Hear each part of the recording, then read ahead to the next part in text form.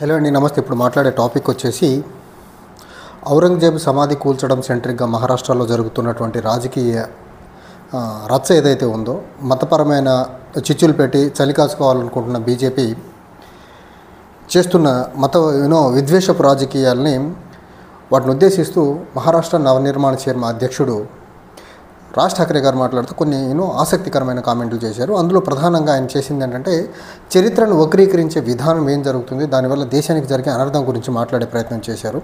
So ఈ ఔరంగజేబ్ సమాధి సెంట్రిక్గా జరుగుతున్న అంశం మీద ఇప్పటివరకు ఏ రాజకీయ నాయకుడు కూడా పెద్దగా స్పందించలేదు, ఒక్క రాజ్ ఠాక్రే గారు తప్ప. అయితే రాజ్ ఠాక్రే గారు చేసిన ప్రధానమైన వ్యాఖ్య ఏంటంటే, చరిత్ర తెలుసుకోవాలంటే వాట్సాప్లో ఫార్వర్డెడ్ మెసేజ్లు చదవద్దు, చరిత్ర పుస్తకాలు చదివి చరిత్ర తెలుసుకోండి. చరిత్ర పుస్తకాలు చదివితే మీకు నిజమైన చరిత్ర తెలుస్తుంది తప్ప వాట్సాప్లో ఫార్వర్డెడ్ మెసేజ్ చదివితే అది నిజమైన చరిత్రని మీరు భావించి, దయచేసి ప్రలోభాలకి భావావేశాలకి టెంప్ట్ అయిపోయి రోడ్ల మీదకి వచ్చి గొడవ చేసి మత సామరస్యాన్ని దెబ్బతీసే ప్రయత్నం చేయొద్దు. దీని వెనకాల రాజకీయ లబ్ధి పొందాలనుకుంటున్న కొద్దిమంది గ్రూపుల యొక్క కుట్ర మాత్రమే వాట్సాప్ మెసేజ్ల్లో ఉందని మాత్రం చెప్పే ప్రయత్నం చేశారు. ఏదైతే ఈ వాట్సాప్ ఫార్వర్డెడ్ మెసేజ్లు ఉన్నాయో దీని వెనకాతల ప్రధానంగా ఉండేది ఎవరు అంటే, వాట్సాప్ యూనివర్సిటీకి సంబంధించి బీజేపీ కంటే బీజేపీ మాతృ సంస్థ అయినటువంటి ఆర్ఎస్ఎస్లో ఒక రీసెర్చ్ వింగ్ ఉంటుంది.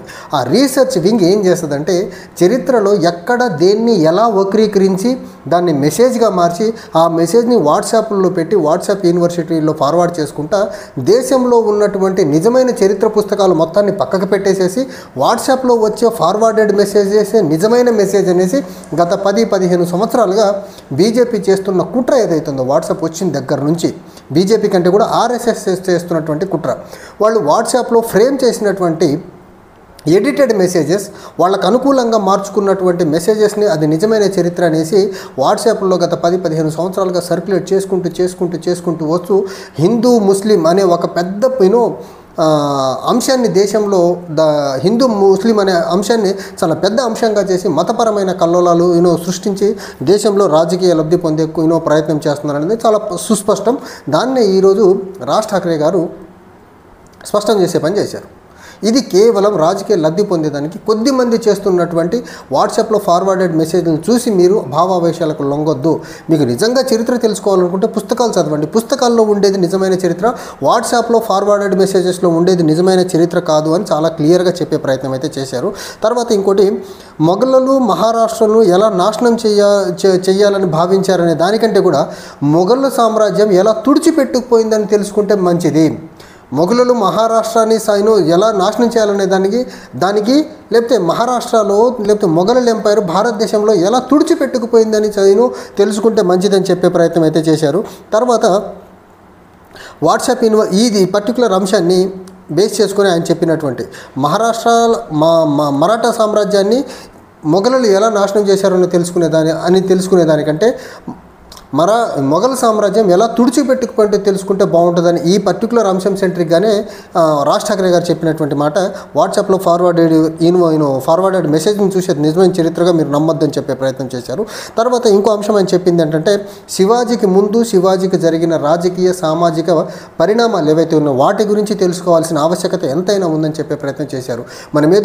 మొన్న రీసెంట్గా చావా అనే ఒక సినిమా వచ్చింది. ఆ సినిమాలో చూపించే 2 గంటలదే చరిత్ర కాదు, దానికి ముందు హిస్టారికల్ సిగ్నిఫికెన్స్ ఏంటి, సొసైటల్ సిగ్నిఫికెన్స్ ఏంటి, శివాజీ గారు తర్వాత జరిగిన సామాజిక రాజకీయ మార్పులను తెలుసుకోవాల్సిన ఆవశ్యకత ఉందని చెప్పే ప్రయత్నం అయితే చేశారు. అండ్ కొద్దిమంది హిందువులు ఇప్పుడు వస్తున్నటువంటి చరిత్ర బేస్డ్ సినిమాస్ ఏవైతే ఔరంగజేబ్ సెంట్రిక్ అవనివ్వండి, ఛత్రపతి శివాజీ గారి సెంట్రిక్ అవనివ్వండి, లేకపోతే సమ్ అదర్ కింగ్డమ్కి రిలేటెడ్గా వచ్చినటువంటి చరిత్ర బేస్డ్ సినిమాస్ ఏవైతే ఉన్నాయో వాటిని చూసి అది ఆ కొద్దిదే నిజమైన చరిత్ర అనుకుంటున్నారు. కాదు, మీరు ఖచ్చితంగా పుస్తకాలు చదవాలని చెప్పే ప్రయత్నం చేశారు.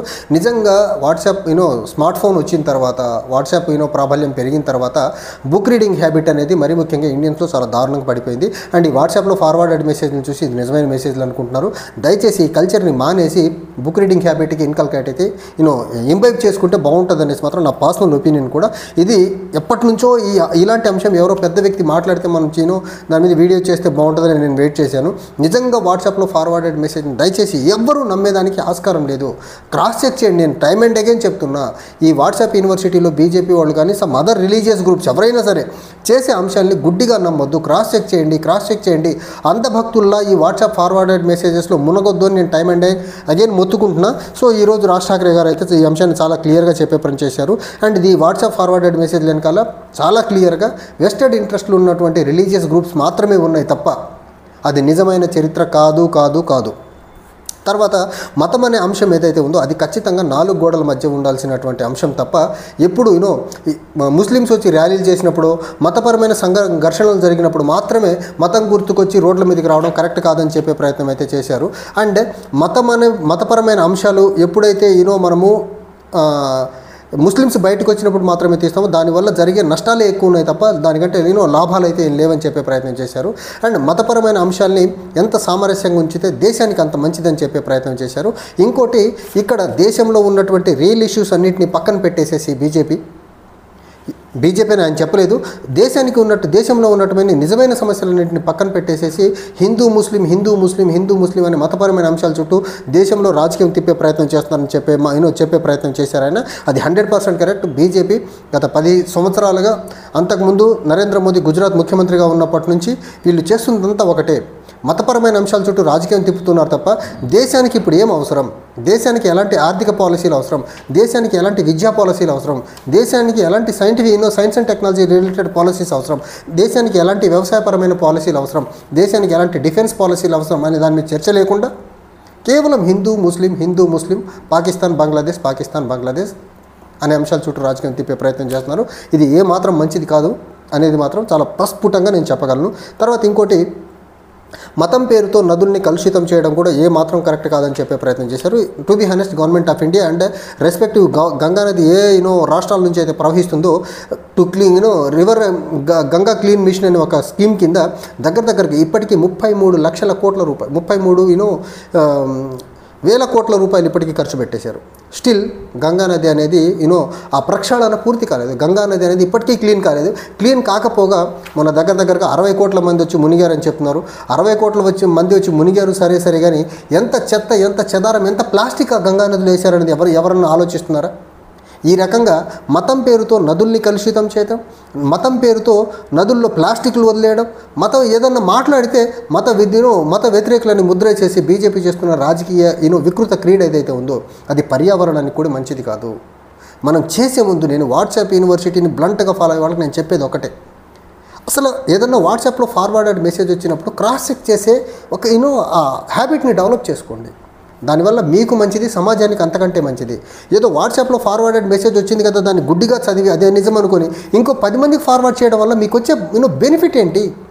దానివల్ల బెనిఫిట్ బీజేపీకి, ఆర్ఎస్ఎస్కి, అంతే తప్ప పర్సనల్గా మీకు జ్ఞానం పెరగదు, మీకు ఎంప్లాయ్మెంట్ రాదు, మీకేమో ధనం వచ్చే పరిస్థితే లేదు. ఈ వాట్సాప్లో వచ్చే ఫార్వర్డెడ్ మెసేజ్ ఎంత ఎక్కువ ఫార్వర్డ్ అయితే బీజేపీ కంటే ఆర్ఎస్ఎస్కి అంత బెనిఫిట్ తప్ప దేశానికి ఏం బెనిఫిట్ లేదు. సో ఇక నుంచి ఎవరన్నా ఈ గుడ్డిగా ఈ బీజేపీ ఆర్ఎస్ఎస్ని ఫాలో అయ్యే వాళ్ళకి నేను చెప్పేది ఒకటే, ఫార్వర్డెడ్ మెసేజెస్ని గుడ్డిగా నమ్మద్దు. మీరు స్టడీ చేయండి, చరిత్ర పుస్తకాల్లోకి వెళ్ళి చదవండి. మీకు నిజంగా చరిత్ర మీద అంత ఇంట్రెస్ట్ ఉందనుకోండి, చరిత్ర పుస్తకాల మీద కూర్చొని పఠనం చేయండి, తెలుసుకోండి. అప్పుడు మీరు మెసేజ్ అప్పుడు మాట్లాడండి. అంతే తప్ప వాట్సాప్లో ఎవడో ముక్కు మొహం తెలియనోడు ఫార్వర్డ్ చేస్తాడు, ముక్కు మొహం తెలియనోడు క్రియేట్ చేసిన మెసేజ్ని గుడ్డిగా నమ్మి ఫార్వర్డ్ చేయడం వల్ల సమాజంలో ఎంత మీరు చేసే నష్టం ఏ పాటితో గ్రహించండి మీరు ఒకసారి. సో రాజ్ ఠాక్రే గారు చెప్పినట్టు నేను మళ్ళీ చెప్తున్నా, చరిత్ర వాట్సాప్లో లేదు, వాట్సాప్ మెసేజ్ల్లో లేదు, చరిత్ర పుస్తకాల్లో ఉంది. పుస్తకాల్లో ఉన్నది నిజమైన చరిత్ర. అది రైట్ వింగ్ అవనివ్వండి, లెఫ్ట్ వింగ్ అవనివ్వండి, లేకపోతే సెంట్రిస్టులు రాసింది అవనివ్వండి. మీకు ఏ చరిత్ర నచ్చితే ఆ చరిత్ర పుస్తకాలు చదవండి.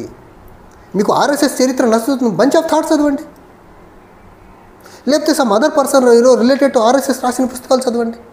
మీకు లెఫ్ట్ నచ్చితే లెఫ్ట్ రిలేటెడ్ పుస్తకాలు చదవండి. కానీ ఈ ఫార్వర్డెడ్ మెసేజ్తో ఏంటి దరిద్రం? ఫార్వర్డెడ్ మెసేజ్లో కేవలం విద్వేషాలు రెచ్చగొట్టే అంశాలే ఉన్నాయి తప్ప చరిత్ర లేదు అందులో. ఇది తెలుసుకుంటే దేశానికి, రాష్ట్రానికి, సమాజాలకు మంచిది ఇది. Thank you.